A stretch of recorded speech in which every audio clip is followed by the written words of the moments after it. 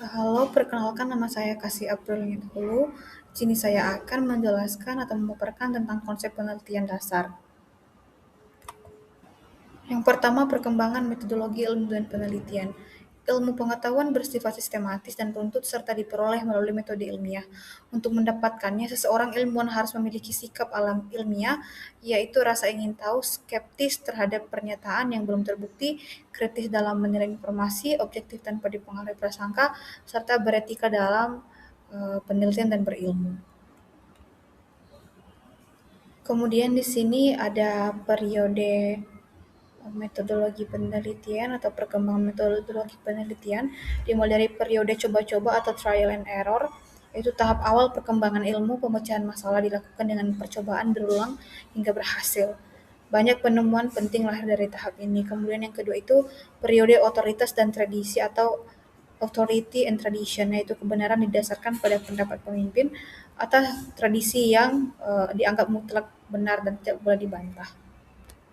Kemudian selanjutnya ada periode spekulasi dan argumentasi, kemudian dilanjutkan dengan periode hipotesis dan eksperimen, kemudian dilanjutkan dengan periode yang secara umum, yaitu perkembangan metodologi penelitian, memilih perubahan dari cara berpikir tradisional menuju pendekatan yang lebih sistematis dan berbasis bukti. Kemudian yang selanjutnya macam-macam metode penelitian, di mana yang pertama itu ada penelitian historis, yaitu penelitian historis menurut Jack R. Frankel dan Norman Ewellen adalah penelitian yang mengkaji berbagai sumber informasi tentang masa lampau secara sistematis dan objektif untuk mendeskripsikan peristiwa yang telah terjadi, bukan yang sedang berlangsung saat penelitian dilakukan, dengan cara mencari, mengevaluasi, dan menafsirkan bukti-bukti sejarah guna menetapkan fakta serta menarik kesimpulan mengenai suatu masalah di masa lalu. Kemudian penelitian yang kedua itu penelitian survei, yaitu penelitian yang mengumpulkan data dari sampel melalui angket atau wawancara untuk menggambarkan berbagai aspek populasi. Selanjutnya yaitu penelitian ex post facto, atau penelitian yang mengumpulkan data dari sampel melalui angket atau wawancara untuk menggambarkan berbagai aspek populasi. Selanjutnya penelitian eksperimen. Penelitian eksperimen adalah penelitian yang sengaja memanipulasi satu atau lebih variabel bebas untuk mengetahui pengaruhnya terhadap variabel terikat dengan mengontrol variabel lain yang relevan. Selanjutnya penelitian evaluasi. Penelitian evaluasi adalah penelitian yang bertujuan menilai manfaat atau kelayakan suatu program atau praktik dengan mengumpulkan dan menganalisis data secara sistematis. Hasil evaluasi digunakan sebagai dasar pengambilan keputusan dengan membandingkan data yang diperoleh terhadap kriteria, standar, atau tolak ukur tertentu untuk menentukan efektivitas dan kualitas suatu program. Selanjutnya penelitian evaluasi, yang dimana langkah-langkahnya yaitu ada klarifikasi alasan melalui evaluasi, kemudian memilih model evaluasi, mengidentifikasi pihak-pihak yang terkait, penentuan komponen yang akan dievaluasi, mengidentifikasi pertanyaan-pertanyaan evaluasi, menyusun desain evaluasi, pengumpulan dan analisis data, serta pelaporan hasil evaluasi. Kemudian penelitian pengembangan, yang dimana menurut Sugiono, penelitian pengembangan atau research and development adalah penelitian yang dilakukan secara sistematis dan objektif melalui kegiatan pengumpulan, pengolahan, analisis, dan penyajian data yang disertai dengan proses pengembangan suatu produk untuk memecahkan masalah yang akan dihadapi. Selanjutnya penelitian pengembangan evaluasi, di mana langkah-langkahnya itu yang pertama pemeriksaan pendahuluan, ada tinjauan literatur, konsultasi ahli, analisis contoh, dan studi kasus. Kemudian yang kedua penyesuaian teoritis, yaitu menyusun dasar pemikiran dan landasan teori untuk rancangan. Kemudian uji empiris, yaitu membuktikan kepraktisan dan efektivitas produk atau intervensi. Kemudian 4 yaitu dokumentasi atau analis dan refleksi. Kemudian yang kedelapan ada penelitian naturalistik, yaitu penelitian kualitatif yang mengamati dan mengumpulkan data dalam setting alami tanpa memanipulasi subjek, sehingga kondisi penelitian tetap alami.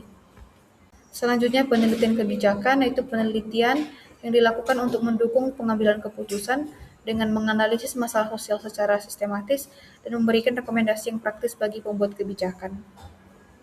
Selanjutnya itu kriteria metode ilmiah, yang dimana pelaksanaannya terdiri dari 7 langkah. Yang pertama berdasarkan fakta, Tidak ada prasangka, gunakan prinsip analisis, gunakan asumsi, gunakan ukuran yang objektif, serta gunakan teknik kuantitatif. Adapun sikap dan cara berpikir penelitian, yang pertama, penasaran, di mana peneliti memiliki keinginan kuat untuk mengetahui, memahami, dan mencari jawaban terhadap suatu masalah melalui proses penelitian yang sistematis.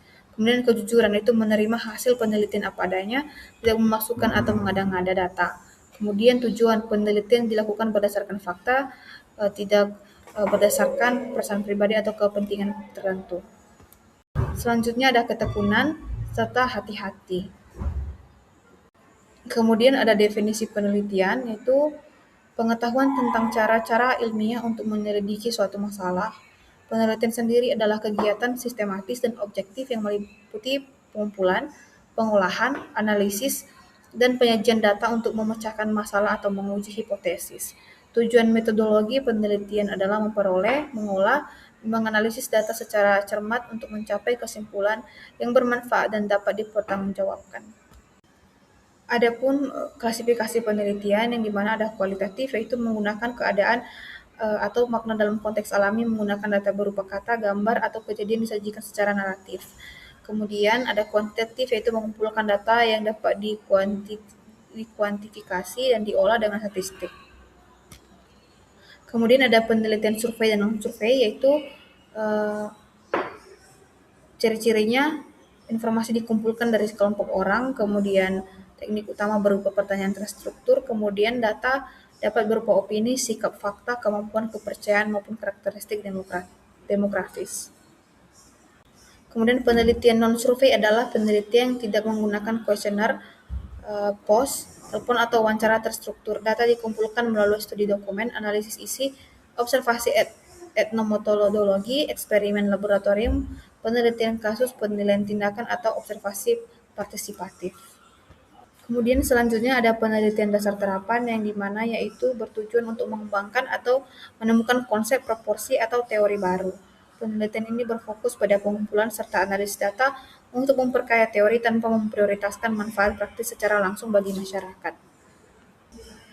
Kemudian ada penelitian kebijakan, penelitian evaluatif, serta penelitian dan pengembangan. Penelitian kebijakan itu bertujuan menilai efektivitas dan efisiensi suatu kebijakan. Waktu pelaksanaan kebijakan harus dipertimbangkan agar penilaian tidak keliru. Kemudian kedua itu penelitian evaluatif, kemudian ketiga penelitian dan pengembangan atau research and development. Adapun karakteristik penelitian, yaitu metode historis, kemudian metode deskriptif, dan metode perkembangan. Selanjutnya ada metode studi kasus, metode korelasional, kemudian metode eksperimental. Selanjutnya ada metode kuasi eksperimental, metode komparatif, dan metode tindakan. Selanjutnya kegunaan penelitian, yang dimana pertama penelitian murni itu bertujuan menemukan atau mengembangkan teori dan pengetahuan baru tanpa fokus pada manfaat praktis langsung. Kemudian metode penelitian terapan, yaitu bertujuan menerapkan teori untuk memecahkan masalah dan hasilnya dapat dimanfaatkan secara langsung. Selanjutnya ada penelitian aksi, yang dimana dilakukan melalui tindakan nyata untuk memperbaiki atau menyelesaikan masalah berdasarkan teori yang ada. Kemudian ada penelitian kebijakan, itu meneliti dan menganalisis pelaksanaan kebijakan berdasarkan kondisi yang di lapangan. Kemudian penelitian evaluasi, itu bertujuan menilai keberhasilan atau efektivitas suatu program kegiatan tertentu. Selanjutnya masuk pada soal kasus, yaitu seorang peneliti kesehatan menolak langsung mempercayai suatu teori lama tentang pola makan tanpa bukti terbaru. Ia kemudian mengumpulkan data lapangan, memeriksa fakta, dan menganalisis secara objektif sebelum menarik kesimpulan. Sikap ilmiah yang paling menonjol pada peneliti tersebut adalah A. Spekulatif, B. Skeptis dan objektif, C. Tradisional, D. Otoriter, E. Emosional. Jawaban yang benar yaitu bagian B, yaitu skeptis dan objektif. Yang dimana dalam bahan bacaan telah dijelaskan bahwa sikap ilmiah meliputi rasa ingin tahu, skeptis terhadap pernyataan tanpa bukti, kritis, objektif, dan beretika. Peneliti pada kasus ini tidak langsung menerima teori tetapi mencari bukti dan menganalisis fakta secara objektif sehingga menunjukkan sikap skeptis dan objektif sebagai ciri penelitian ilmiah yang baik. Selanjutnya soal kasus kedua, dalam suatu diskusi kelas, dosen menjelaskan bahwa dahulu banyak pengetahuan diperoleh hanya dari pendapat pemimpin atau tradisi yang dipercaya masyarakat tanpa pembuktian ilmiah. Periode perkembangan metodologi penelitian yang dimaksud adalah A. Trial and error, B. Authority and tradition, C. Hypothesis dan experimentation, D. Scientific modern period, kemudian E. Analytical verification period. Jawaban yang benar yaitu B. Authority dan tradition, yang dimana bahan bacaan menjelaskan bahwa perkembangan metodologi penelitian terdiri dari beberapa periode, salah satunya otoritas tradisi, dan tradisi yaitu masa ketika kebenaran ilmu didasarkan pada pendapat tokoh atau tradisi yang dipercaya tanpa pengujian ilmiah. Kasus pada soal ini menggambarkan kondisi tersebut secara langsung.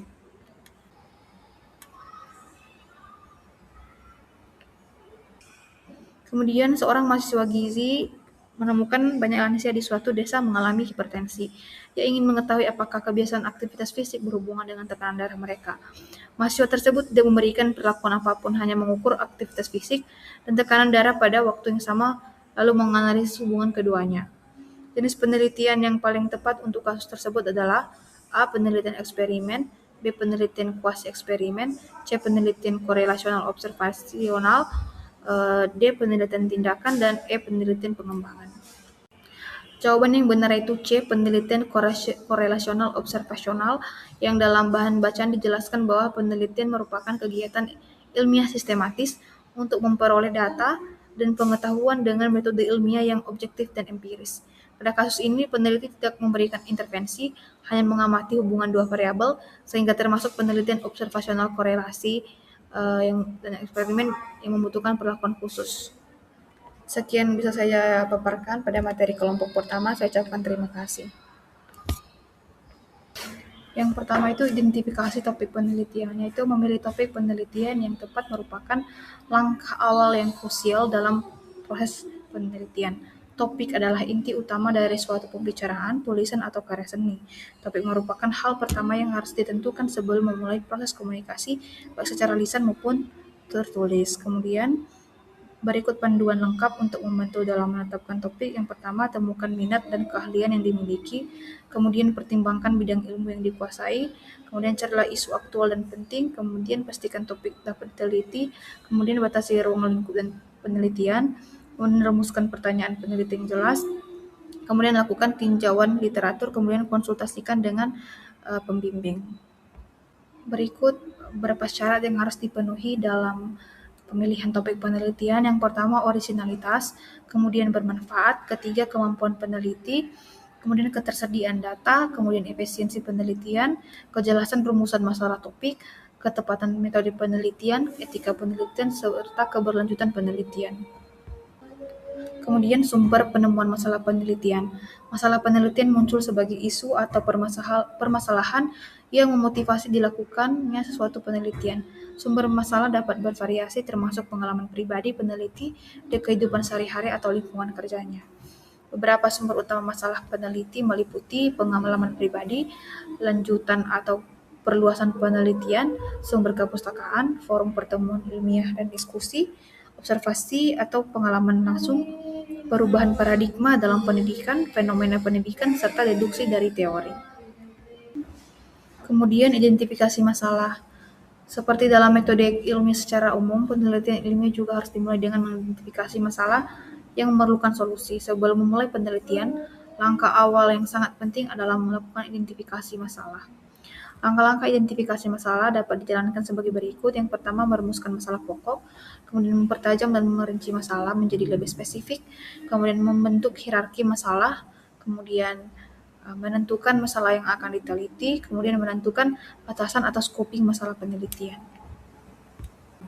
Kemudian tipe permasalahan penelitian dapat dirumuskan dalam satu atau lebih butir masalah penelitian. Tipe topik masalah penelitian yang dapat digarap oleh seorang peneliti itu, yang pertama, tipe pertama, keperluan mendeteksi penyebab terjadinya suatu fenomena yang merugikan atau menguntungkan agar gejala dan akibat lanjutannya dapat diatasi atau dipacu. Contoh, tingginya angka stunting pada balita di suatu wilayah menimbulkan kebutuhan penelitian untuk mengidentifikasi penyebab utama seperti asupan gizi, pola asuh, dan sanitasi agar dampaknya dapat dicegah. Kemudian tipe yang kedua itu keperluan memperbaiki kesalahan yang tengah berjalan agar kelemahan-kelemahan yang ada dapat diatasi. Contoh, pelaksanaan program pemberian makanan tambahan belum menunjukkan hasil optimal sehingga perlu diteliti kelemahan dalam pelaksanaan dan ketepatan sasaran program untuk dilakukan perbaikan. Kemudian tipe ketiga itu keperluan meramalkan akibat positif dan negatif dari suatu kebijaksanaan baru. Langkah ini dapat diarahkan untuk menaikkan yang positif dan menihilkan yang negatif.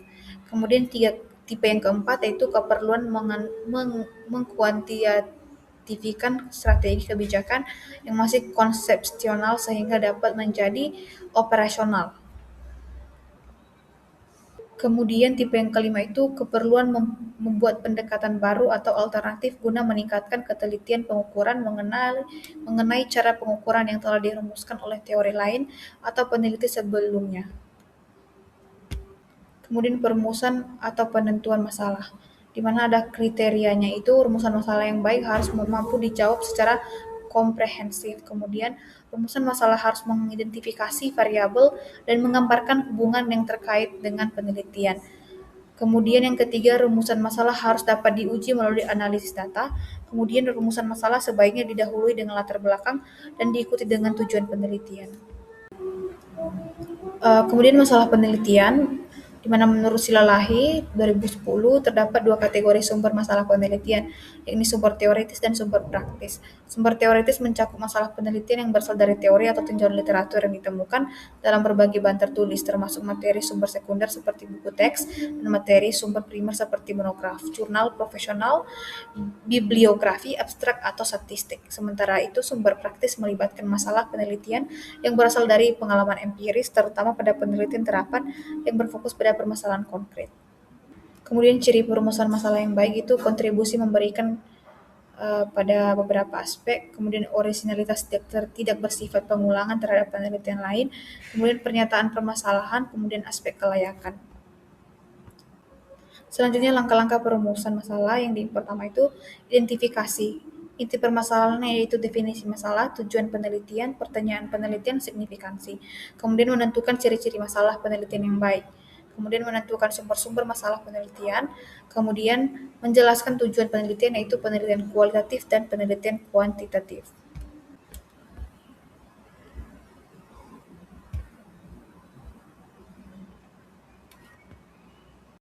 Di sini ada contoh identifikasi masalah itu. Sumber masalah ini diduga berasal dari beberapa faktor utama, yaitu rendahnya pengetahuan pasien mengenai prinsip diet diabetes mellitus, kurangnya dukungan keluarga, serta lamanya pasien menderita penyakit DM yang berpotensi menurunkan motivasi dan kepatuhan terhadap terapi diet. Hasil analisis bivariat menunjukkan bahwa pasien dengan pengetahuan yang tidak baik memiliki peluang 2,9 kali lebih besar untuk tidak patuh, sedangkan pasien yang tidak mendapatkan dukungan keluarga memiliki resiko 5,3 kali lebih besar untuk tidak patuh menjalankan diet. Dalam metodologi penelitian, identifikasi sumber masalah dilakukan dengan cara membandingkan kondisi ideal berdasarkan teori dan standar penata laksanaan diet diabetes mellitus dengan kondisi faktual yang ditemukan di lapangan. Secara ideal, pasien DM tipe 2 seharusnya menjalankan diet secara teratur sesuai prinsip 3J sebagai bagian dari pilar utama pengelolaan DM. Namun kondisi faktual menunjukkan masih rendahnya tingkat kepatuhan pasien, sehingga dapat disimpulkan bahwa masalah penelitian ini bersifat kesenjangan antara standar teoritis dan praktik aktual yang kemudian dirumuskan secara sistematis dan berbasis data lapangan. Kemudian topik yang diangkat kepatuhan diet pada pasien diabetes mellitus tipe 2, masalahnya itu rendahnya kepatuhan pasien DM tipe 2 dalam menjalankan diet 3C. Kemudian identifikasi sumber masalah itu proporsi pasien dengan tingkat pengetahuan tidak baik, kemudian proporsi pasien yang tidak mendapatkan dukungan keluarga, ketiga pemahaman pasien terhadap edukasi gizi yang belum optimal. Kemudian dicari jurnal pendukungnya itu hubungan pengetahuan dan dukungan keluarga dengan kepatuhan menjalankan diet DM pada pasien DM tipe 2. Kemudian kepatuhan diet pada pasien diabetes mellitus tipe 2, kemudian dukungan keluarga terhadap kepatuhan diet pada penderita diabetes mellitus tipe 2, kemudian hubungan dukungan keluarga dengan kepatuhan diet pasien diabetes mellitus tipe 2, kemudian family support and dietary adherence in individuals with type 2 diabetes mellitus in Banten, Indonesia.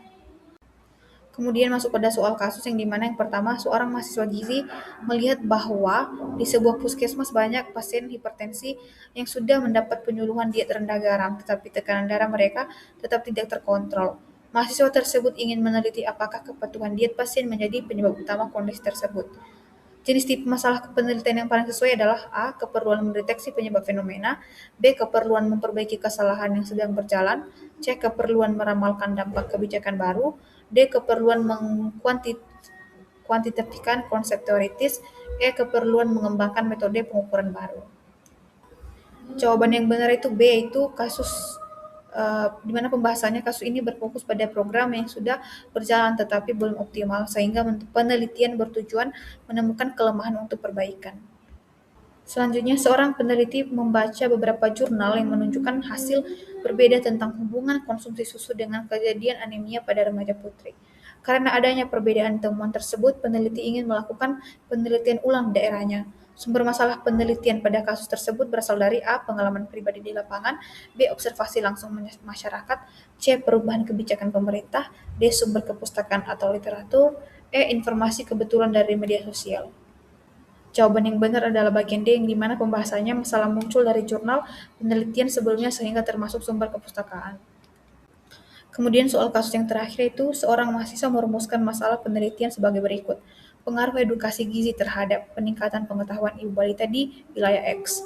Dosen pembimbing menyarankan agar rumusan tersebut diperbaiki karena belum memenuhi ciri-ciri rumusan masalah yang baik.